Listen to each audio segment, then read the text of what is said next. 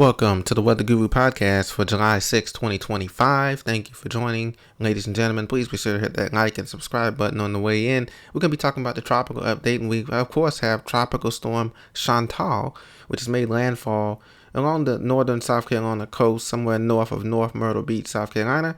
It's currently moving around the South Carolina-North Carolina border, the center of circulation, just to the northwest of Wilmington and Whitesville, North Carolina here, as it continues to make its approach to the north and the northeast, continuing to weakening here.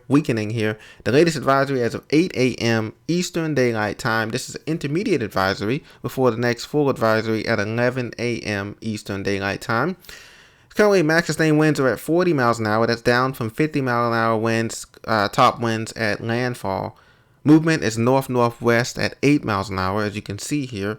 And we still have tropical storm force winds extending out, affecting the coastline here, anywhere from, like I said, North Myrtle Beach into Wilmington, North Carolina, Jacksonville, North Carolina, and inland up to Whitesville, North Carolina. So that I-40 corridor may be a little bit tricky there, as long as approaching the 95 corridor, leaving Florence and Dillon and Latta, South Carolina, into North Carolina. So this is what we have. It's a quick moving system here by 2 a.m. Monday. By Monday afternoon, it's heading out, exiting the Chesapeake Tidewater area of Virginia here as a depression, a remnant low here, as you can see. Now, looking at the radar here, you can see out of North Carolina, you can see showers extending east of Florence over towards southeastern corner of North Carolina. Like I said, Fayetteville getting heavy rain bands into the Fayetteville metro area, north of there, Lillington, into the Raleigh-Durham suburbs, south of Raleigh-Durham, like Smithfield, Enfield, Knightdale, stuff like that. They're getting rain. And then the Outer Banks are getting rain out here along Highway 12 if you're commuting, leaving the Outer Banks on US 12 there, Highway 12 there, anywhere from Apex, North Carolina, down to the southern parts there, Corolla, and parts south there, as these bands continue to spiral in off the Atlantic, as you can see here. Now, the Atlantic hurricane season names are down through Chantal. The next name on the list will be Dexter here if we do get something in the next 2 weeks here. The GFS ensemble models do show the system exiting on out here, and in 72 hours it'll be a far cry east of Boston, Massachusetts here, and what's left of it will be moving down there. But as you can see here, the convection here,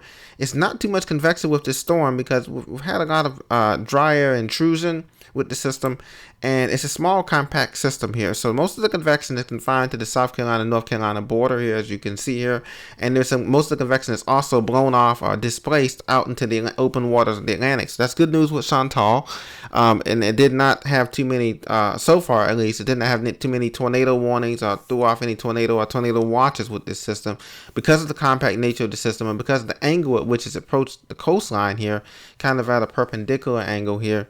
It didn't have time to develop as quickly as a system that was coming in, further out into the Atlantic per se. So that's the great news with this system. A much needed rainmaker here for the Piedmont area of the low country area of South Carolina and North Carolina here as it continues to make its approach. So it's going to be basically a rainmaker here, producing those showers and thunderstorms as needed. Elsewhere around the country, though, everything else looks pretty clear. Just some few scattered popcorn summer variety showers here south of St. Louis, and then of course our friends in Texas. We're still keeping our prayers open for those 50 missing kids in hill country of Texas here, just to the west of Austin, and Comfort, Texas, and Humble, Texas, and all those places down there. But showers will be affecting Dallas-Fort Worth metro area, coming into Weathersford and Aledo, and those areas south of 35W, Waco and Killeen.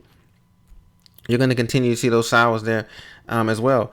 Some brief showers exiting out the high plains states of East Colorado and the Panhandle of Oklahoma and over toward Amarillo. This is light rain. Southwest and the northwest looks, Pacific Northwest looks absolutely beautiful this Sunday. So does the northeast, anywhere from Richmond all the way up to Boston, Massachusetts. Beautiful, and inland into Pittsburgh, Pennsylvania, to Columbus, Indianapolis, and into Chicago. Watch out, some brief showers from Milwaukee. If you're coming along Milwaukee, Kenosha, up into the Rice Lake, Wisconsin, and then back over to Green Bay in the North UP of Michigan there. Some showers continue to impact you guys, but elsewhere it should be a beautiful Sunday for the rest of the 2/3 of the country here. And once Chantal gets out of your hair here, here and exit out tomorrow. Like I said, Monday afternoon, South Carolina, North Carolina, you're going to be looking absolutely beautiful. And with additional rain totals to help out the drought area there in that southeastern Virginia area. Norfolk, you could get in for some rain on Monday briefly, and so could Petersburg and Richmond, and also up to the northern neck of Virginia before it exits out to Chesapeake Bay really fast. Chantal does. So that's the latest on Tropical Storm Chantal. Please be sure to subscribe. Thank you for listening, and I'll see you on the next episode here.